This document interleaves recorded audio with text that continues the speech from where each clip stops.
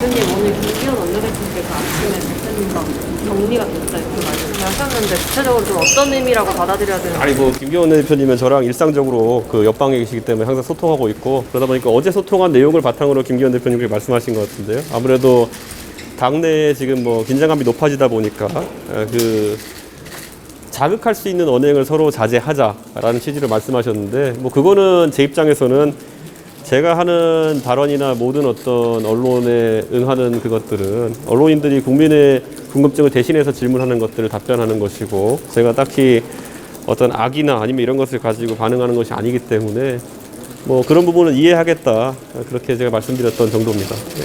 선대위 복귀하실 계획을 갖고 계세요?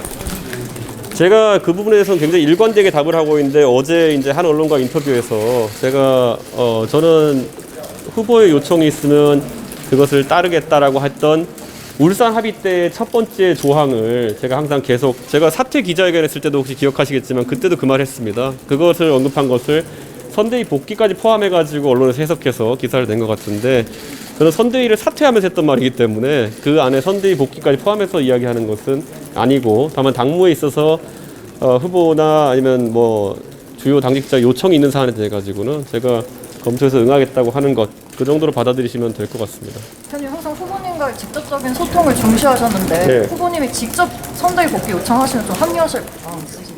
뭐 저는 그거에 대해서 지금 고민하고 있지 않습니다. 전혀.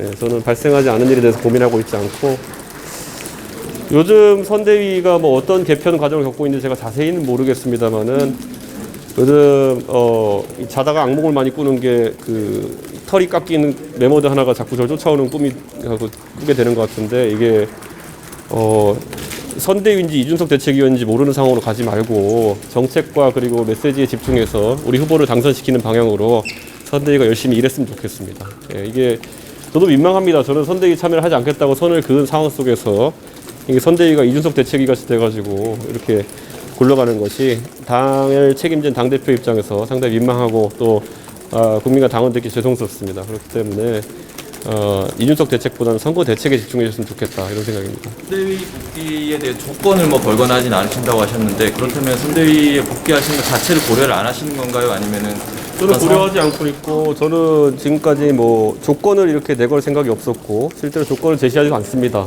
그때도 그래서 제가 뭐 선대위 사퇴할 때도 뭐 조수진 의원의 거취와 관계 있냐는 질문에, 아니 이제는 더 이상 그게 관계 없다라고 하고 제가 그만뒀기 때문에, 그런 것들 제가 제 성격상 그런 거 싫어합니다. 뭐 이렇게 뭐 하면 해주고 뭐 안 하면 안 해주고 이런 식으로 보는 것을 싫어하기 때문에 저는 그렇게 하진 생각이 없습니다. 대표님께서 어쨌든 선대위 참여 안 하시면서 당 안팎에서 이렇게 우려가 좀 높잖아요. 네. 그런 거에 대해서는 좀 어떻게 조금 잠재우실 계획이라도 뭐. 저는 아까 제가 말했던 것처럼 그 이준석 대책위원회가 아니라 그러면은 그 이준석의 참여보다는 최근에 후보의 어쨌든 상승세가 어쨌든 좀 주춤하고 최근에 하락세가 오히려 나타나는 것에 대해 가지고 합리적인 분석을 좀 해야 됩니다. 제가 봤을 때는 그 분석 과정을 거쳐 가지고 이준석이 만약에 선대위 참여 안 하는 것이 지지율의 큰 장애 요소다라고 해서 그 분석 결과를 발표하고 그렇게 움직인다면 모르겠는데, 저는 그것도 아니기 때문에 또 참여해서 적극적인 역할을 하는 대로 또 뭐라고 하고 안 하면 안 하는 대로 쫓아다니고, 저는 이거는 굉장히 제가 어떤 장단에 춤을 춰야 될지 좀 모르겠습니다. 예. 지금 상황에서 뭐 선대위직을 맡지는 않으시더라도 후보께서 뭐 청년 관련 일정에 좀 함께해달라, 대표로서 함께해달라, 뭐 이런 식으로 요청을 한다면. 저는 제가 그 후보께도 항상 말씀드리고, 정치하면 제 책에도 쓰고 항상 정치하면서 제가 밝힌 바로는, 제가 싫어하는 청년 정치가 청년 담당관 같은 걸 두는 제도입니다. 저는 청년 당대표로 선출된 것이 아니라 당대표로 선출된 것이고요. 저는 이준석에게 오히려 무슨 당신이 가서 청년 관련 정책을 만들어라, 아니면 청년 관련 이벤트를 열어라, 청년 관련해서 돌아다녀라 하는 것 자체가, 어쩌면 지금까지 6개월 동안 그 이준석이라는 사람이 당대표 하면서 바꾸고자 했던 어떤 당의 체질에 대해 가지고 완벽하게 이해하지 못하고 하는 이야기다, 이런 생각을 하고 있습니다. 청년 전담 직책을 당대표에게 주겠다는 것이 당대표 역할의 축소입니까? 아니면 확대입니까?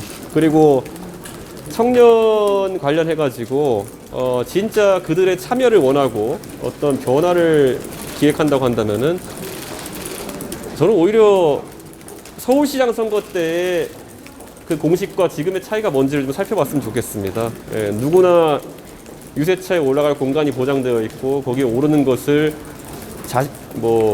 굉장히 자연스럽게 그리고 또 굉장히 당연하게 받아들였던 시절과 지금은 뭐가 바뀌었는지를 분석해보면 답은 나올 것이다 이렇게 말씀드리고, 제가 당대표로서 선대위 참여해서 기획 및 지휘를 하진 않겠지만은 혹시라도 선대위 관계자들이 그런 부분에 대해서 혼란스러운 점이 있어가지고 저한테 자문을 구한다면은 제가 1대1로 제 대표실에서 자문을 할 수 있습니다. 하지만 더 이상 선대위가 이준석 대책위원회 같이 돌아가는 것은 저 스스로도 굉장히 보기 안 좋고 국민들이 보기도 안 좋을 겁니다. 예.